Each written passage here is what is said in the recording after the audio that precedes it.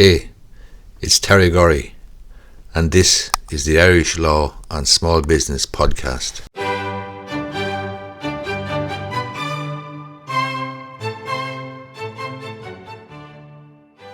Okay, so today I want to discuss the Court of Appeal's decision there in the Enoch Burke appeal. Enoch Burke was appealing in the Wilson's Hospital dispute two High Court decisions. Both of them ordered him or prohibited him from attending the school, Wilson's Hospital School, the place of his employment. And he appealed those decisions to the Court of Appeal. These are High Court orders made by two different judges.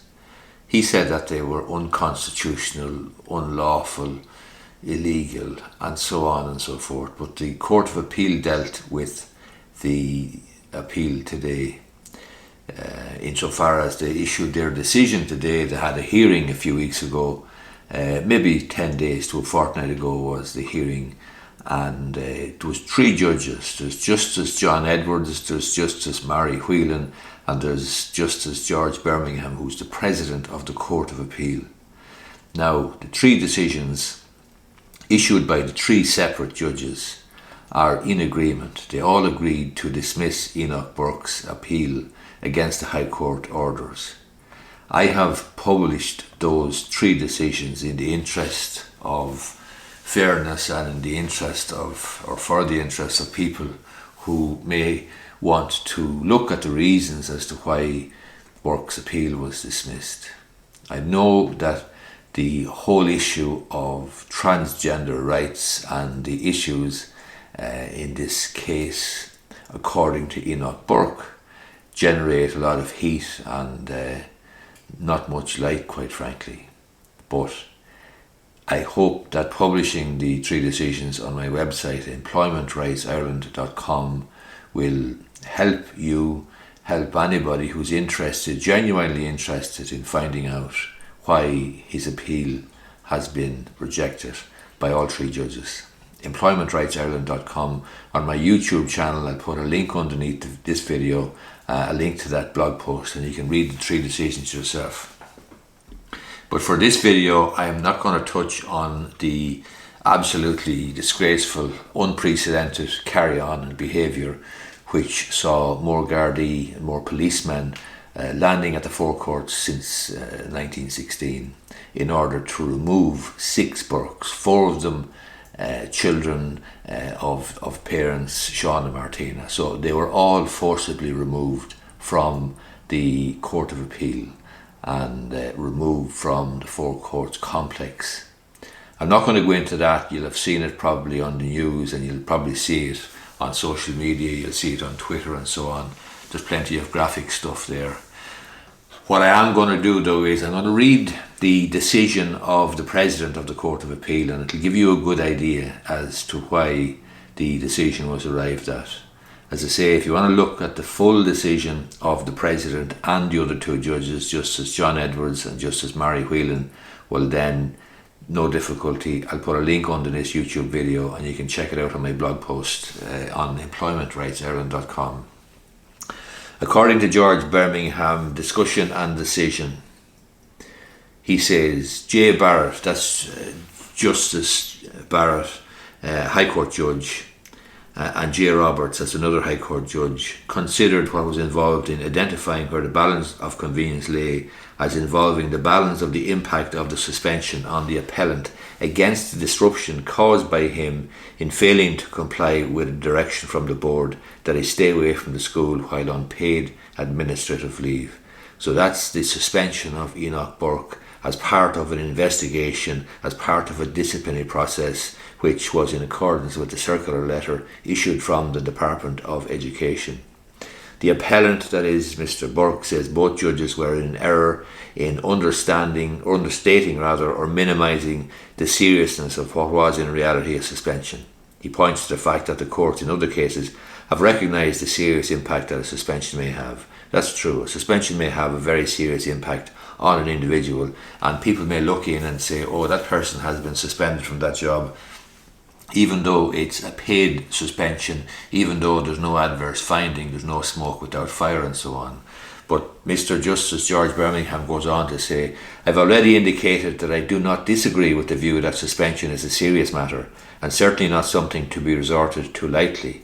I want to make clear my views in that regard extend to so-called holding suspensions, and even those suspensions that are on full pay. However, it does seem to me that the impact of suspensions will vary from case to case. There will be cases where the background to the suspension brings immediately to mind the adage of no smoke without fire. In such cases, the effect of the suspension is likely to be very grave indeed and may not be easily or at all remedied, even if the individual suspended is eventually vindicated. I do not believe this is such a case. The attention this controversy has received means there can be few people in the educational world in Ireland who will not be aware of the background to the suspension, and very few who could be under the misapprehension that it relates to other forms of grave misconduct. So he's making the point there that it's clear why Enoch Burke was suspended by Wilson's Hospital School. He goes on to say this is a case where the principal and the board have come to a view about what is the appropriate response to a situation with which they were presented.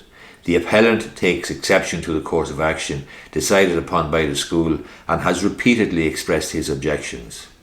While the Stage 4 report prepared by the principal refers to the appellant's actions at the staff meeting, the focus of attention at the various High Court hearings and before this court has been very much on what happened on the occasion of the chapel service and dinner. It also seems to me to be a relevant consideration that the appellant has given the clearest possible indication of having every intention of conducting himself in a similar manner into the future. In the course of his submission to Barrett J., the appellant indicated that, having had much time to consider his actions and behaviour, far from finding any instances of misconduct, let alone gross misconduct, he has only found actions worthy of commendation. He asserts it is to be commended that he had the courage to respond to the principal, telling her that her transgenderism was an abuse of children and a breach of their constitutional rights to the free profession and practice of their religious beliefs, as the Constitution says. When asked the direct question by me whether, even at this stage, he has any regrets about interrupting a religious service, his response was to say he felt he was to be commended for what he did. It also seems to me to be the position that the position of the child at the centre of the controversy requires consideration in the context of identifying where the balance of convenience lies. With parental support, the child indicated a desire to transition.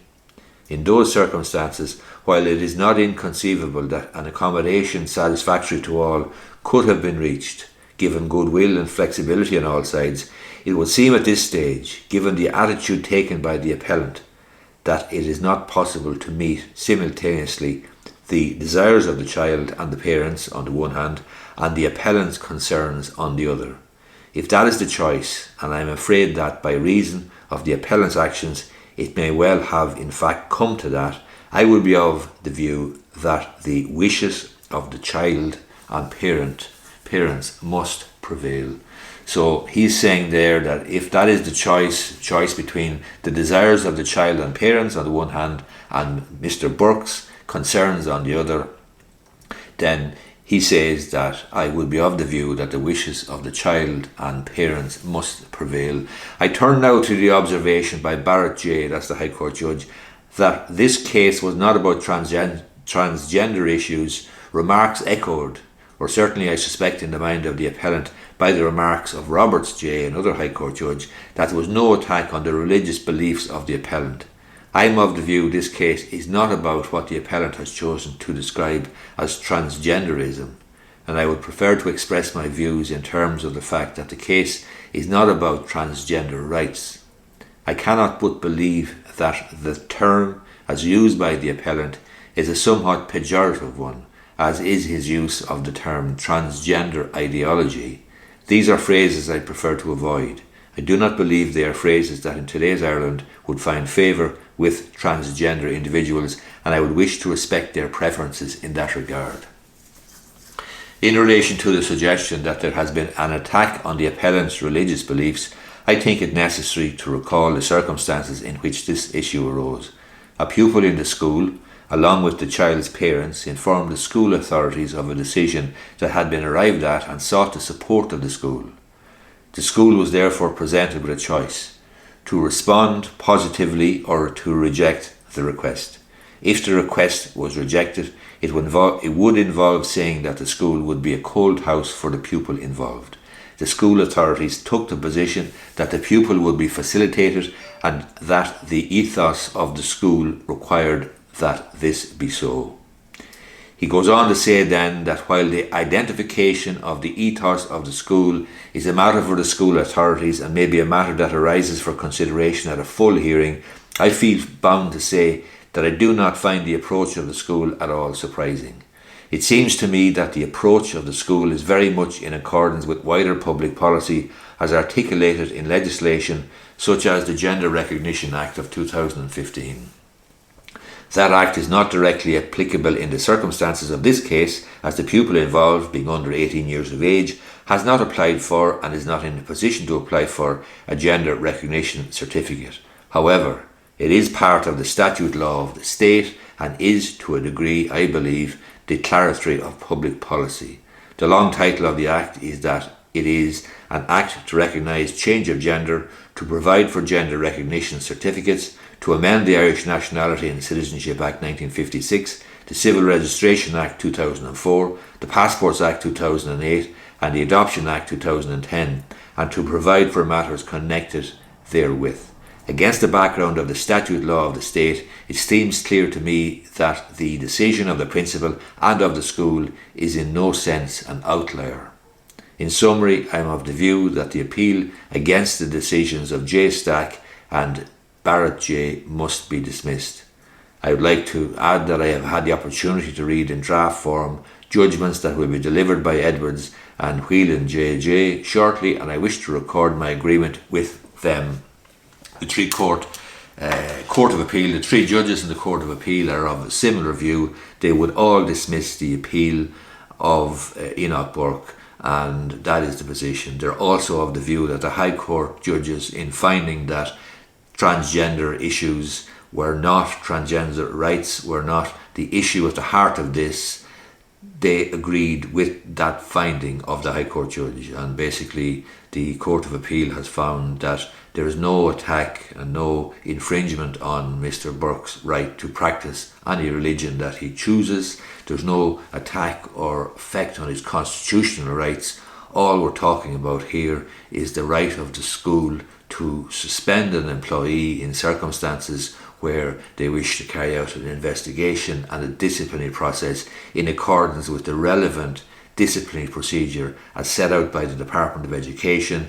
It's a circular letter from 2018 and it is in operation in schools up and down the country, and the Court of Appeal has agreed with the High Court judges that this case is not about transgender rights, not about transgender issues, not about Enoch Burke's right to profess a religion or practice a religion, not about his right to a constitutional right to profess a religion. It is about the right of the school to actually organise and manage their affairs and make choices. And in this particular situation, when faced with the choice of the desire of the child and the child's parents on the one hand and Mr. Burke's views on the other hand, the school chose to side with the child and his parents, and the President of the Court of Appeal has found that he would have made the same decision because of the statutory backdrop, the Gender Recognition Act of 2015,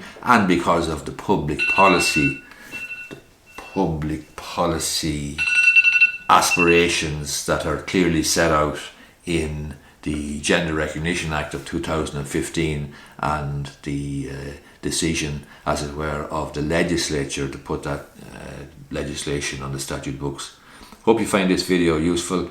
Give it the thumbs up down below if you do, and I'd be interested to see your comments. But you know, I would encourage you and ask you to actually read at least one of the decisions. They're not very long, but they're very, very useful, and Mr. Justice George Birmingham's decision is well worth a read. There's two other decisions there as well from, as I said, John Edwards and Mary Whelan, and they are both on my website, employmentratesireland.com.